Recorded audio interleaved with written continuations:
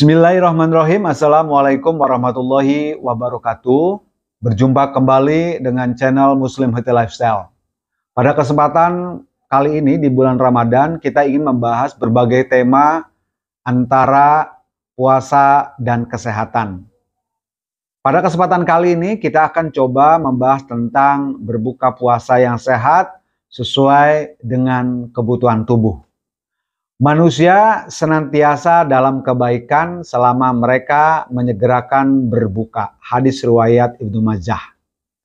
Biasanya Rasulullah SAW berbuka puasa dengan rutob atau kurma muda sebelum sholat. Jika beliau tidak punya rutob, maka dengan tamr, kurma kering. Jika beliau tidak punya tamr, maka dengan beberapa teguk air. Hadis riwayat Abu Daud. Dari dua hadis yang saya sampaikan tersebut, minimal ada 3 kesimpulan yang bisa kita ambil. Yang pertama, bahwa kita disunahkan untuk menyegerakan berbuka puasa. Dan setelah berbuka puasa, maka secepatnya kita menunaikan ibadah sholat maghrib.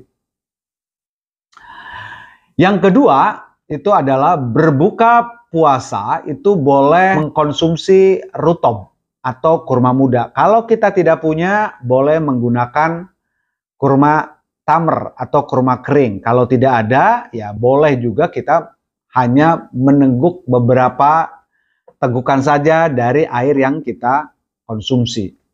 Jadi, kurma di sini bukan menjadi sunnah. Kenapa kurma yang dijadikan makanannya? Karena memang kurma sangat mudah diakses dan mudah didapatkan di Madinah, di mana Nabi Muhammad SAW tinggal.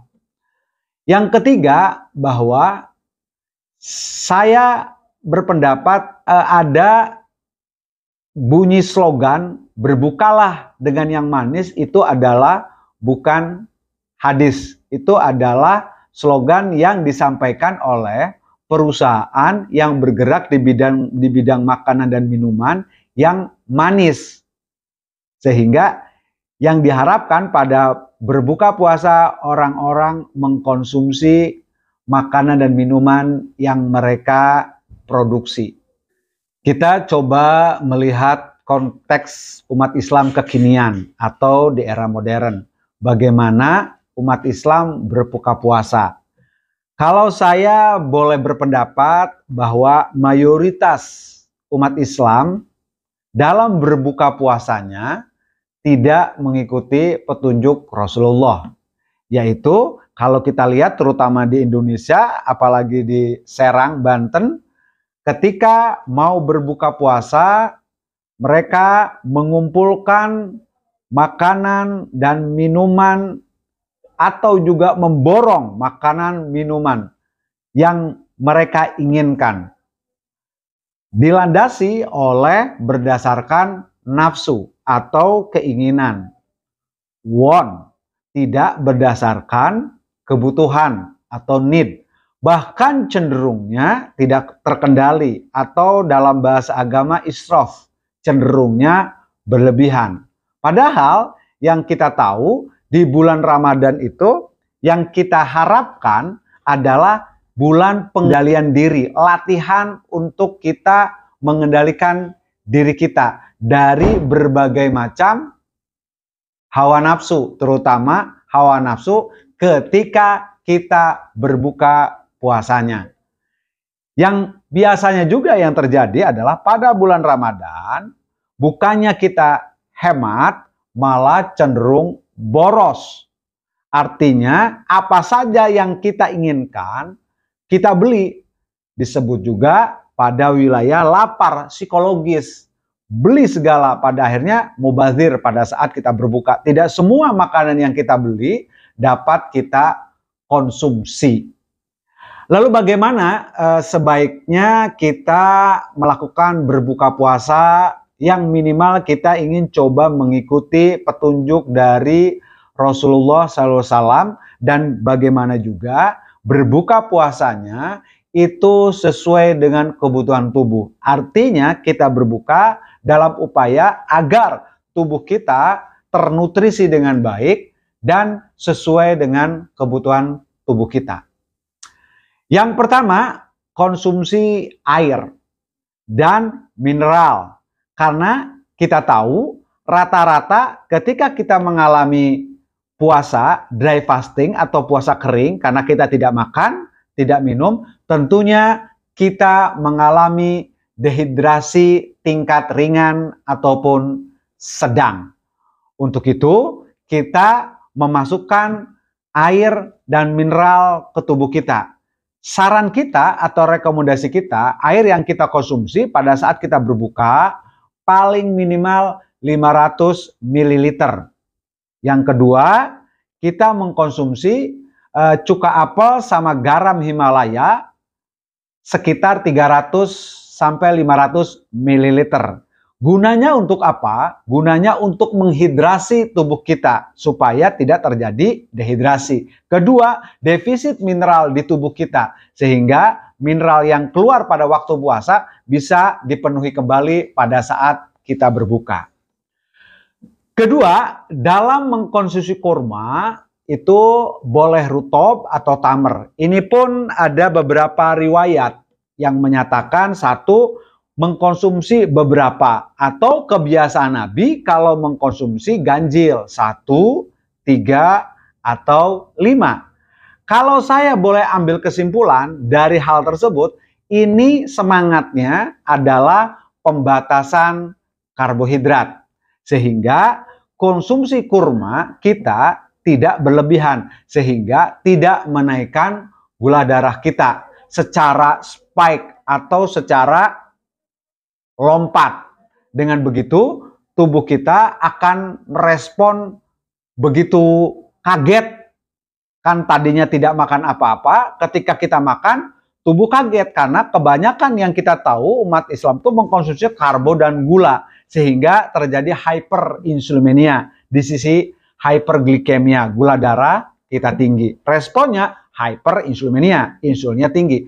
Tentunya ketika kondisi hyperglikemia dan hyperinsulinemia terjadi di tubuh kita, itu tidak baik buat kesehatan tubuh kita jangka panjang. Selain itu juga kita tahu bahwa sebagian besar umat Islam mengkonsumsi selain kurma, yaitu contoh ada kolak, ada es buah, ada juga minum-minuman yang manis, teh manis, atau juga makanan-makanan yang membuat gula darah kita akan tinggi. Yang kita tahu bahwa sunnahnya adalah bersegera berbuka puasa. Jadi ada konsumsi alternatifnya ketika tubuh kita sudah mengalami gula darah tinggi. Yang dikonsumsi yaitu alpukat dicampur dengan keju atau sama dengan santan. Karena makanan tersebut tidak menaikkan gula darah atau membuat tubuh kita spike. Ini juga biasanya saya lakukan yang kita konsumsi dalam berbuka puasa. Selain air minum putih, terus juga cuka apel, juga ada alpukat dan keju serta santan. Ketiga, waktu kita jam makan atau waktu kita makan, kita juga harus berdasarkan pada wilayah kebutuhan, need, bukan keinginan. Dan dalam ajaran Islam sendiri, dalam pola makan, kita diajarkan tentang makanan yang halalan thayyibah. Artinya, halal zatnya dan cara perolehannya ketika membeli makanan. Thayyiban itu artinya bergizi, bernutrisi, dan dibutuhkan oleh tubuh kita. Kalau kita melihat sisi ini dalam ilmu nutrisi atau ilmu gizi, yaitu yang dibutuhkan adalah nutrisi esensial yang berasal dari protein hewani. Kenapa disebut nutrisi esensial? Karena tubuh sendiri tidak mampu membuatnya, maka dibutuhkan asupan dari luar. Kalau bicara protein, yaitu yang esensial 9 asam amino. Kalau lemak adalah omega 3 dan omega 6.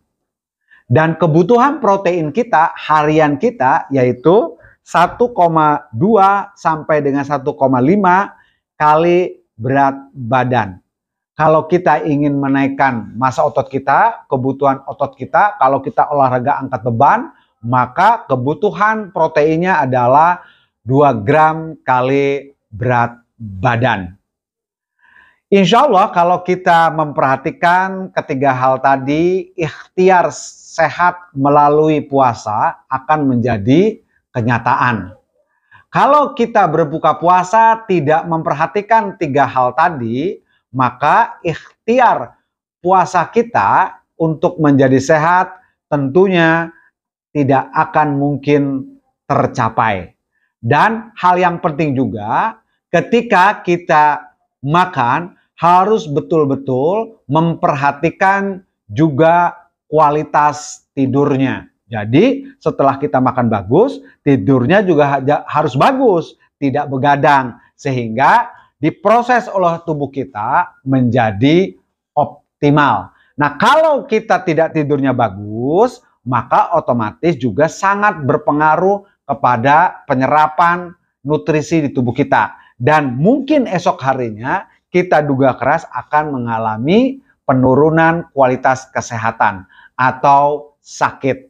Tibalah pada kesimpulan, pada pembahasan kali ini bicara tentang masalah berbuka puasa sehat sesuai dengan kebutuhan tubuh. 1, ketika kita berbuka puasa, dianjurkan, disunahkan untuk segera kita berbuka.